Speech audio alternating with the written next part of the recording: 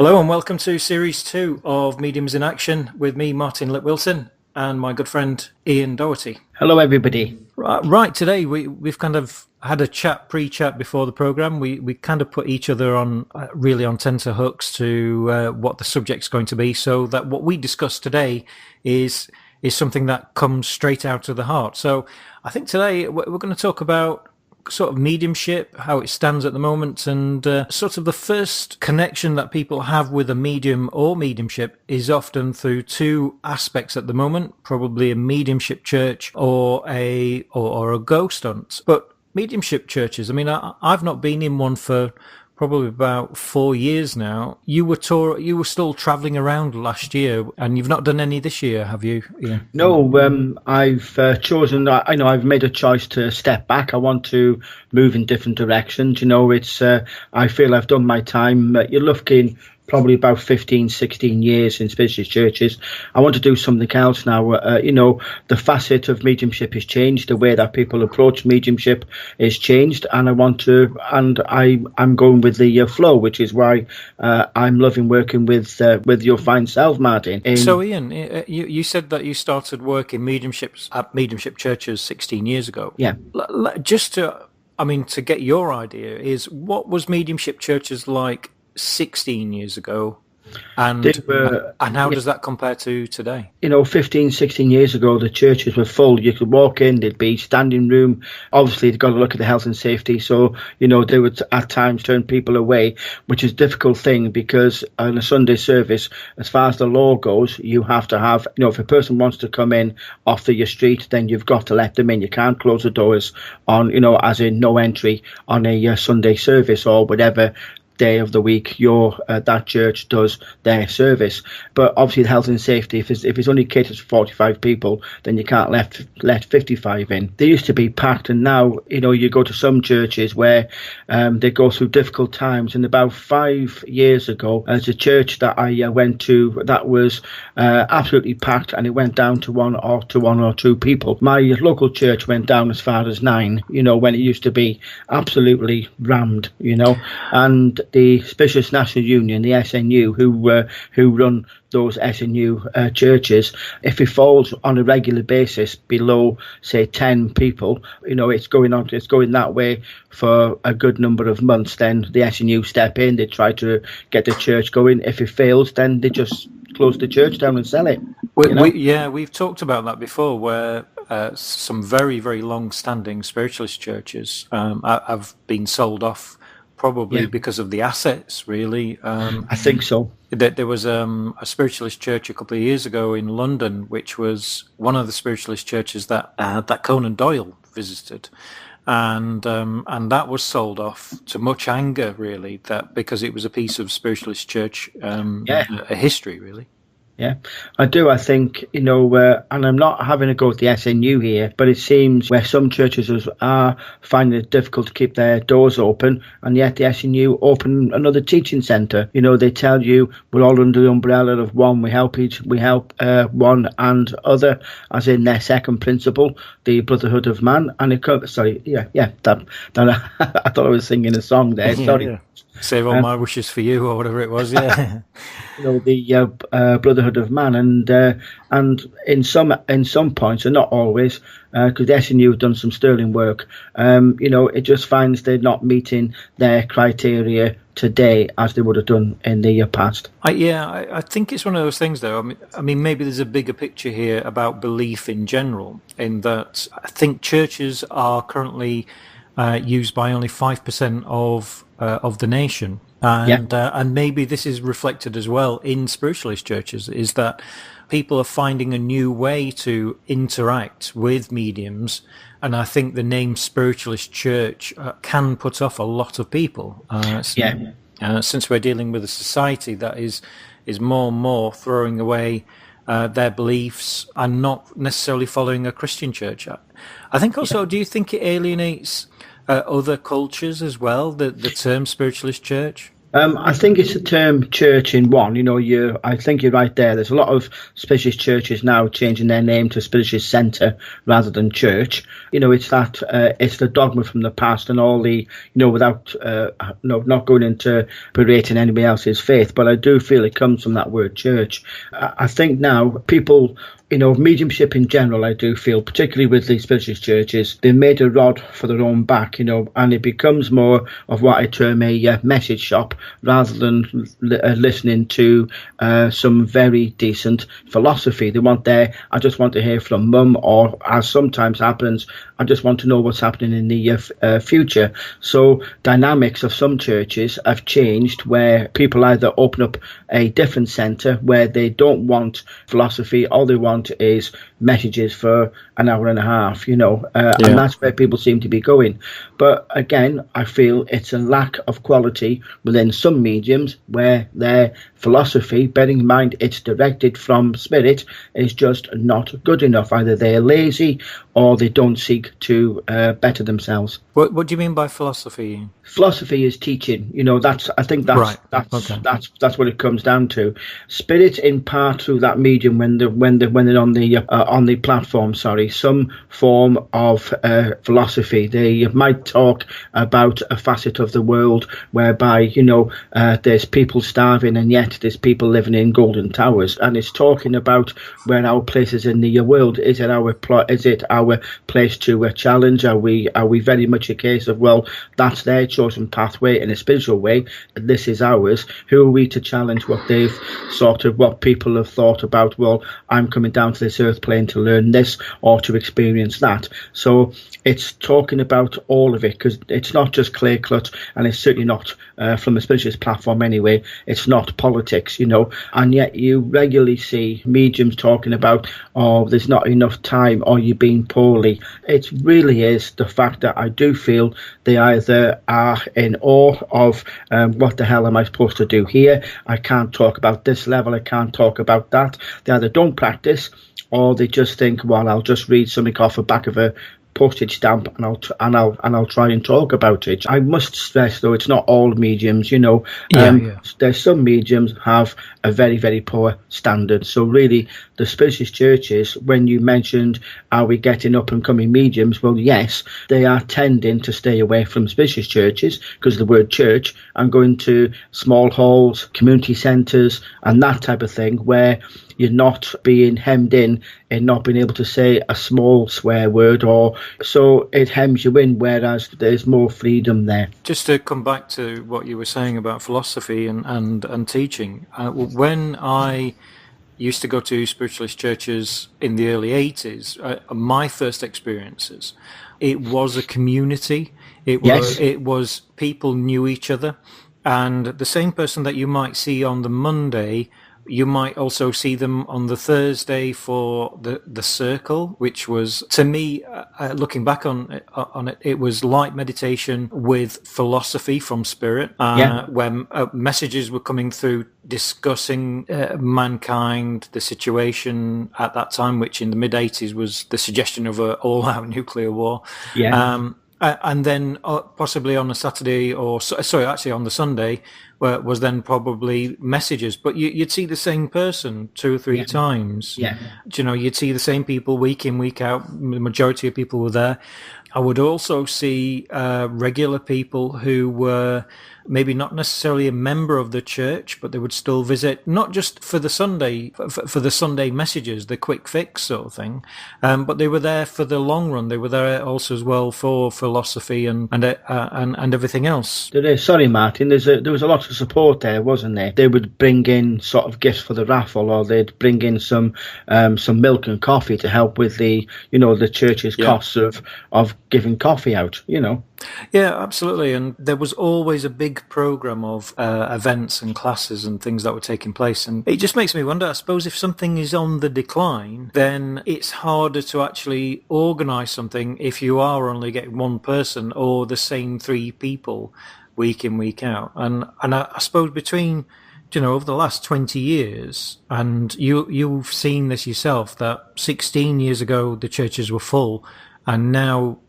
they're getting far less. I mean, what's the average audience that you see at Spiritualist churches? A good audience these days is about 20 to 21, Wow. where normally it was 45 to 50. There are still some churches where, again, through the work of the church itself, they've really got and held together people. You can be 60, 65 people, but they're very, very rare, particularly in the areas I've been to, Yorkshire, the East Midlands, particularly Yorkshire. It's where spiritualist churches were really brought in, you know what I mean? It's Keighley in 1853, one of the oldest spiritualist churches in the East Midlands is just outside Derby, and you're looking there. They're steeped in history, but people come along and you get a medium who is well known, and people will follow that medium around the various churches,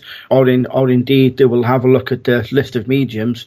Oh, don't like him, don't like her, or they're rubbish, or they're this, and they'll only go to a church if they feel that the quality of mediumship, or they just like the way the person works. Yeah. That's not good, is it? Really, it's about that.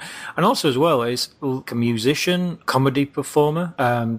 Sometimes everybody has a bad gig. Of course. I mean that's how it is, and for people to say that a medium must be bang on every time, but you don't know what their personal circumstances have been to get to get to that venue. And we've discussed this in the past, where if you've been stuck in traffic for 3 hours and you turn up, your brain's just frazzled, and and then you've got to deliver messages to. It is. So let's talk about what you think went wrong. I mean, my personal view, when I kind of was there in the 80s, and it was packed, and there was a nice community. And over the years, I've been to 2 or 3 churches scattered around the country. I saw a lovely church in Leicester, which I think is now closed. If you might be able to tell me, actually. But it's Vaughan Way Spiritualist Church, and they've put all the major shops there. They changed the bus route, so their congregation really, really dipped. It's coming back up now, but they've had an offer from one of the shops to sell their. What the shops want is the land, not the building. They've been offered a £1 million for it, and the SNU said yes, and we'll try and find you a different place. A long-standing church. It's a beautiful building. It's lovely to work in. It is, yeah. It's just going to be thrown away, and they'll probably have somebody's back of the garage to work out of. Yeah, I mean, for me, my point of view about what went wrong, I think a number of things is, firstly, obviously, there's the natural development of how people want to see a medium. Of course. I mean, obviously, there was, people like Doris Stokes, the superstars of the 80s, that went round. But, I mean, people like Stephen O'Brien, I remember Stephen O'Brien, he was having massive audiences. Mm-hmm. Yeah. I don't think he tours that much now. I've not seen... He used to be a very regular... on the tourist route, probably doing between 30 and 60 dates per year. Yeah, I think he's gone on to what we're trying to push out. The workshop route, I think.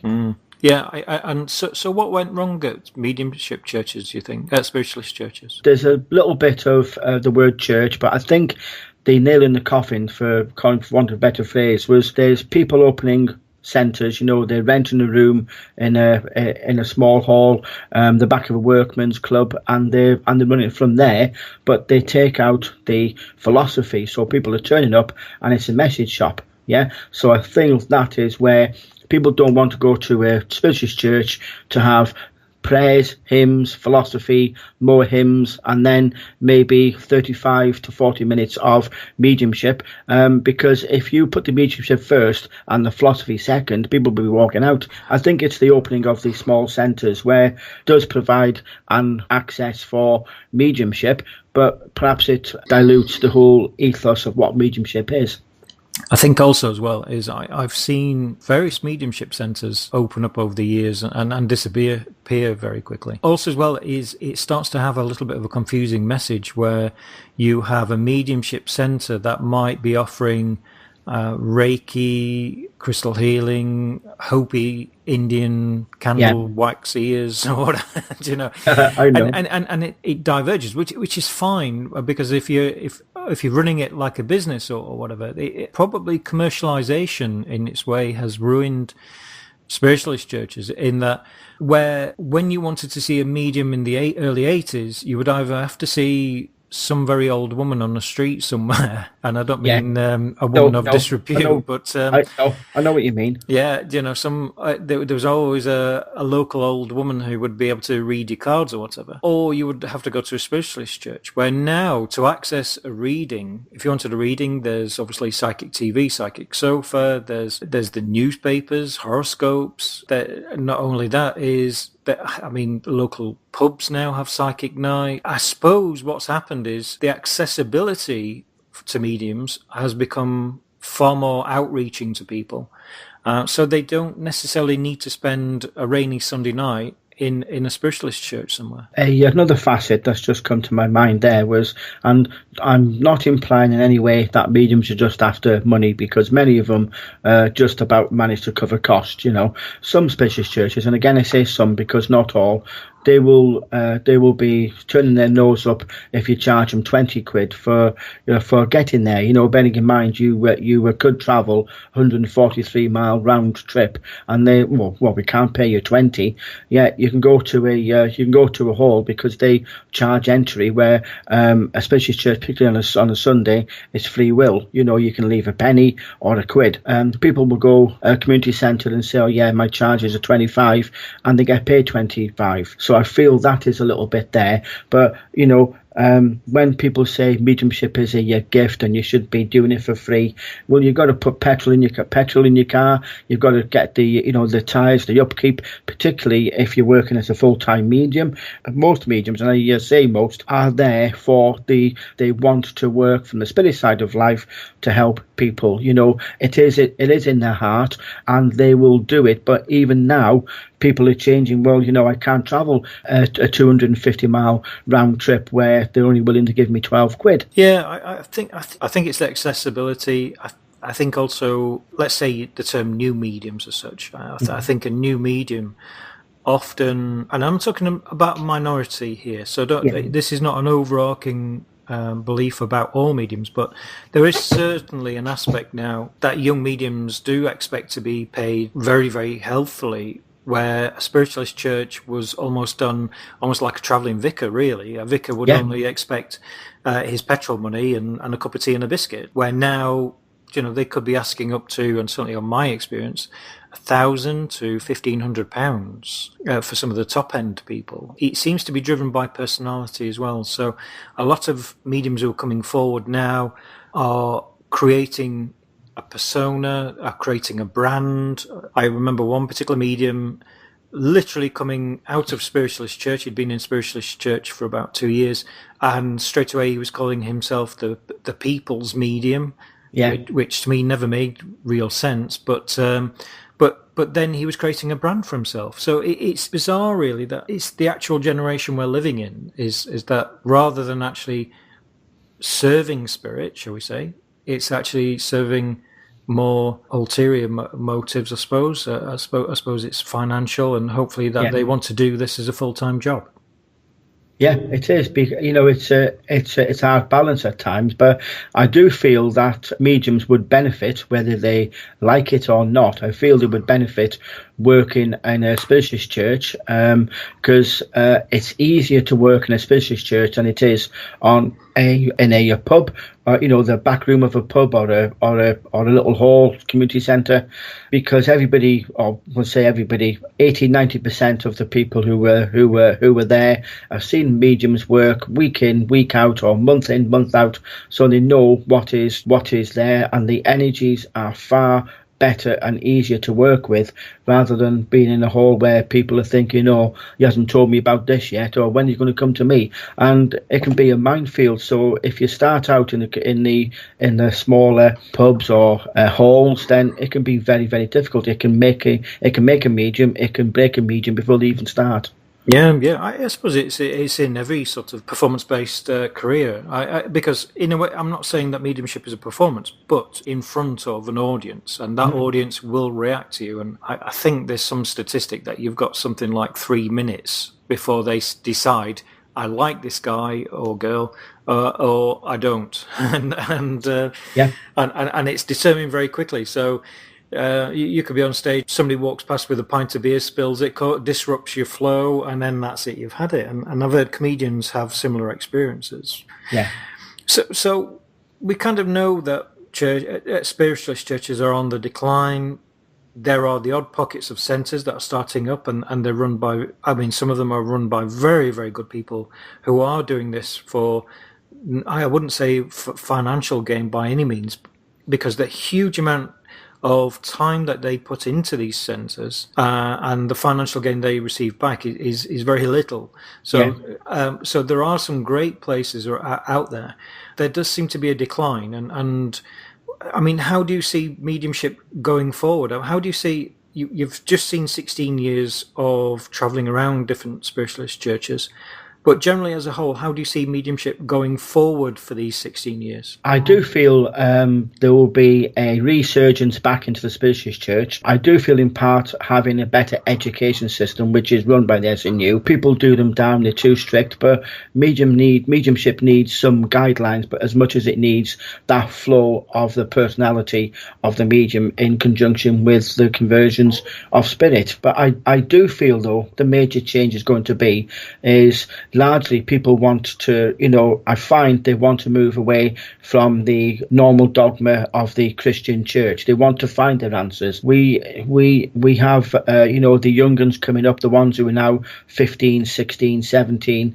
They're not only technically savvy and, want to know this and that, but they are not scared to ask questions and to push boundaries. And I do feel it's their drive that want to know, well, can we talk to spirit? How can we prove it? And I do feel science is moving in this stream now also. So I do feel it is finally a waking up, people asking questions and wanting more from mediums. So mediums really do need to be sitting down, having a look at how they work. Do they feel that they need to get better? If they do, how? And not being scared to ask and work with spirit and push it. But I do feel it is going to be largely driven through a younger society wanting to push boundaries and push limits. I think also as well is it's got to, I think with mediumship, it is a lot of dogma.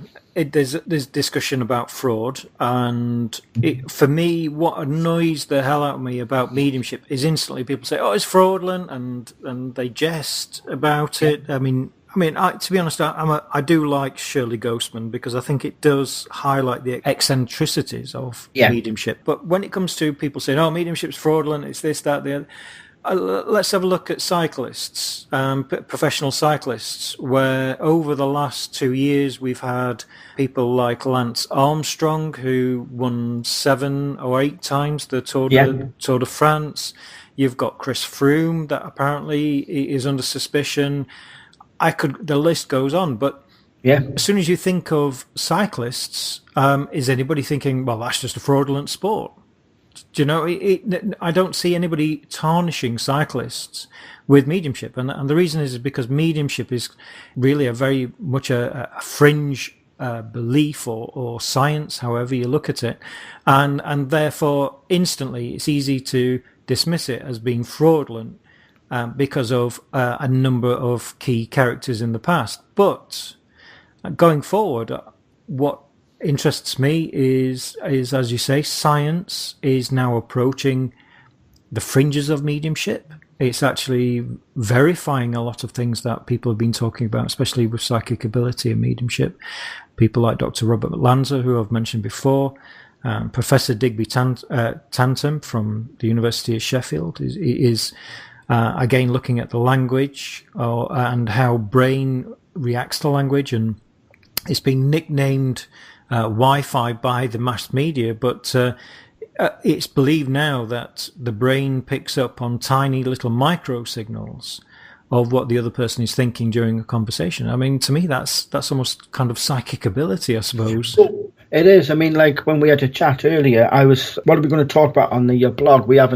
I can't recall whether we've had a conversation and I forgot to write it down. What are we supposed to be talking about? And then you rang me up. What are we talking about? So did you pick up my thoughts? Did I pick up your thoughts? It's by way of putting it over, isn't it? To say, well, there must be some, I always call it cross-pollination. I don't know why, but I do. But it comes over to a sense, well, would I give you the thoughts or did you give me the thoughts? Or did Spirit give us both the thoughts? Again, I've been rereading Rupert Sheldrake's theories on morphic resonance, which, again, is absolutely fascinating and completely, utterly dismissed by science. But again, what he's talking about is how we often seem to be overloaded with subliminal information, or possibly, let's say, this Wi-Fi, these little micro signals that we pick up from other people's brains. We get overloaded, and that's why possibly some people are more introverted or extroverted. They're able to deal with it more often and are able to deal with it better. So again, the science is beginning to look at mediumship far more.